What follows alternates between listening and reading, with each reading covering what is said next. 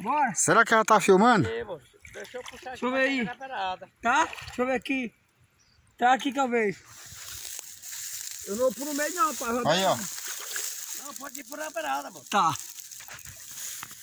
É por a beirada aí, não precisa esquentar não. Para aí, deixa ele ir agora, Maurício. Deixa ele ir agora. Mas o que ele tá fazendo? Deixa eu emparear, moço. Bora. Porque tem que parear com o outro para ir levando de... Aqui na pescaria, no açude aqui do pai, o Manelinho. Pegando tambaqui pra fazer dinheiro. Olha ele na outra ponta lá, aquele manelinho. Não. Ó a fundura que tá aqui. Para aí, ei, Maurício, tu para aí, que é mais de ele ir assim, ó. Emparear contigo. Se você levar a linha dura, não consegue pegar nenhuma. Deixa eu igualar.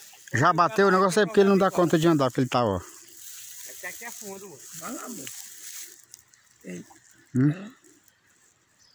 Vai de cima de novo.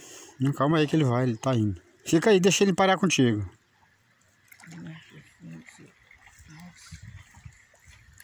Não bateu nada, Maurício, na rede aí.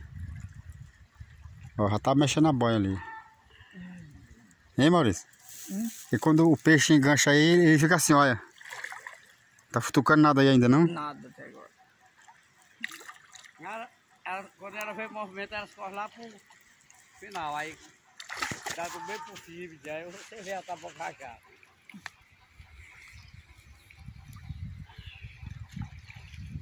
Ah, meu Deus do céu.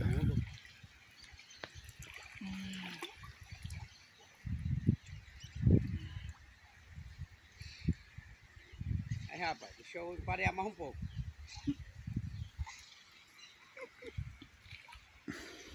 Ih, pai. Esse aqui a água é fogo. A fatura é doce, mas não é mole não. Tem mais essa água boa. E é comprido demais, moço. Hã? Comprido.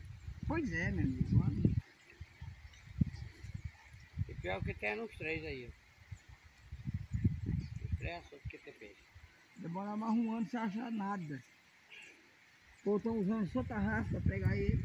É.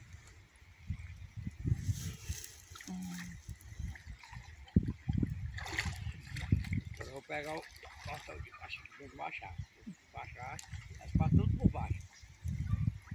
As patas tudo por baixo. Se você não botar o pé no cordão de baixo. O pé tá aqui, meu filho. Amarrado. Eu queria que tu mudasse a passada, mano, pra frente.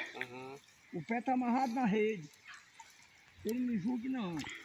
Não, tô dizendo não, tô só explicando. Tá amarrado, só tá doendo. Que é isso? Assagou.